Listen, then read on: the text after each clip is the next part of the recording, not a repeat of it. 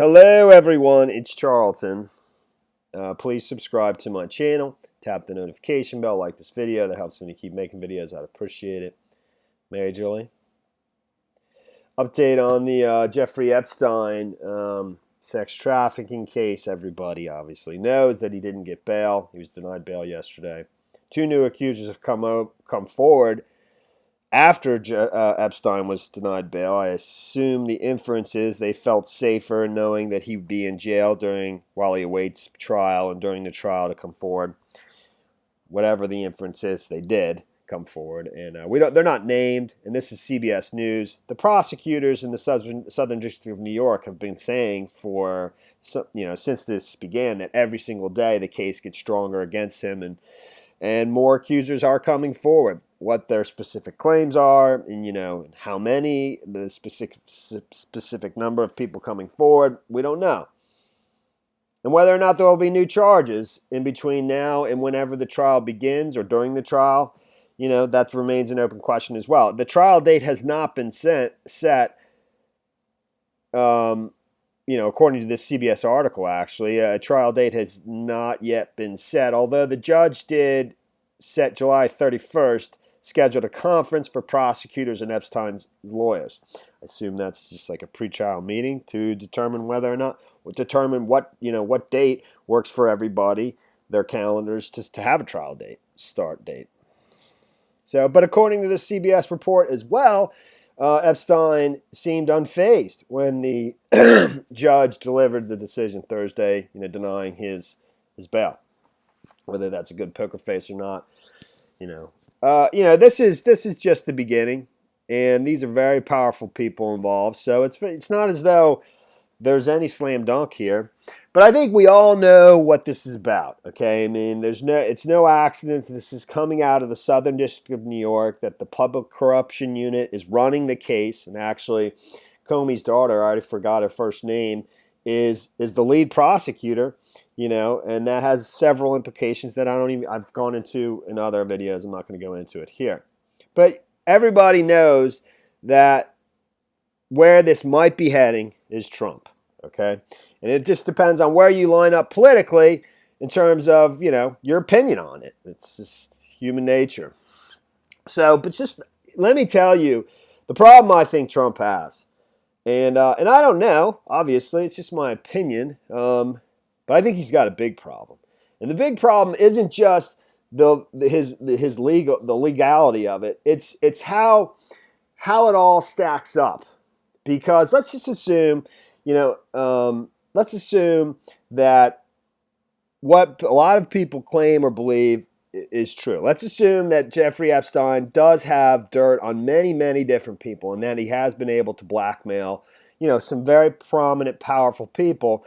And that the list is fairly long, I think that's what a lot of people have assumed, and how he was able to get the sweetheart plea deal back in 2007, 2008, where he was looking at, I think, 53 years of life in prison, basically, and ended up with 13 months with a work release where he basically spent most of his time, at home, and slept at prison.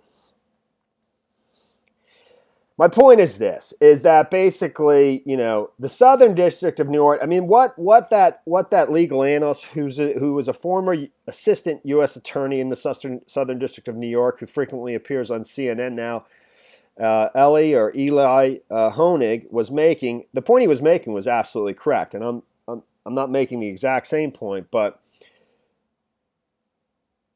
the prosecutors in the Southern District of New York are going to want somebody very big in exchange for some kind of plea agreement with Jeffrey Epstein. Somebody huge. And everybody, like I stated from the very beginning, everybody believes that person is Trump. Okay. So the problem is that there's a lot of people that would love this to go away. I love it. A lot of people that would love it to go away. The people that presumably Jeffrey Epstein has been able to blackmail, and this list of powerful political persons that, that could come out in this. So basically, those people would be thrilled to death for this thing to not reach a conclusion, and Epstein to basically give up the person that the Southern District of New York wants, and very well may be guilty of in terms of being part of the blackmail scheme that may have led to his winning the presidency, or his opponent losing on purpose. The same thing for all practical purposes. And that's what I think Trump's dilemma is right there, is that basically, all the other parties involved would love to death for would be more than willing to go along with a scenario that basically ensnares him, maybe spares Epstein of spending the rest of his life in prison, puts him in prison for, whatever, let's say 5 to 10 years, and allows the rest of them to more or less avoid being exposed, to the full extent that they could be. And that's what I think. The whole situation is. So that's it. I mean, there is this story over at the Miami Herald that basically goes. I mean, some of these reporters are doing very digging in to try to figure out exactly how the hell he got so rich. Nobody still seems to know. They do think he was performing some kind of legal tax, tax avoidance advice. For ultra wealthy people. They just don't seem most tax advisors don't go on to become billionaires, no matter how clever they are. So I mean, that's basically what this, and I don't even think I need to go through it. It's not worth it. I'll link it down in the description. But just to give you an idea, documents leaked from Swiss banks show that Epstein in February 1997 was ensconced in the offshore banking world, and he appears in other offshore documents leaked from Appleby, a Bermuda-based law firm specializing in the creation of offshore companies and investment vehicles for the ultra-wealthy. A client bank profile cryptically described Epstein's job as manager of fortune. The documents also show that from at least 2000 to 2007, Epstein was the chairman of a company called Liquid Funding Ltd., which was initially 40% owned by Wall Street investment bank Bear Stearns. Epstein, I mean, they say they estimate his net worth at like $559 million. It probably was in the billions prior to the financial crisis. He, I do believe, was adversely affected by it, but just not completely wiped out. It's unclear how long Epstein ran Liquid Funding, which ties back to a similarly named company in Delaware, and how much it contributed to no narrative of Epstein losing big sums during the financial crisis.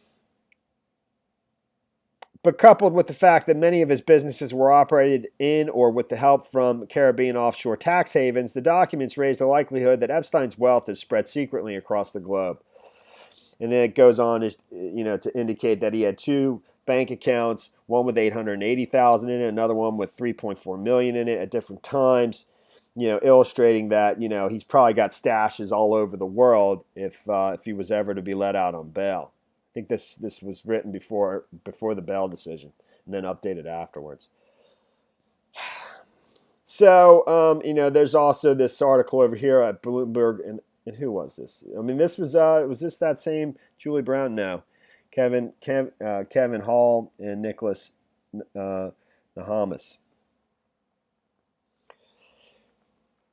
And then this individual, Joe Nocera from Bloomberg, is basically going into some of his finances through filings, looking at filings from charitable trusts that he headed or co-headed, and his relationship with Leslie Wexner, the billionaire chairman of L Brands, which used to be Limited Brands, which was for Victoria's Secret and other things.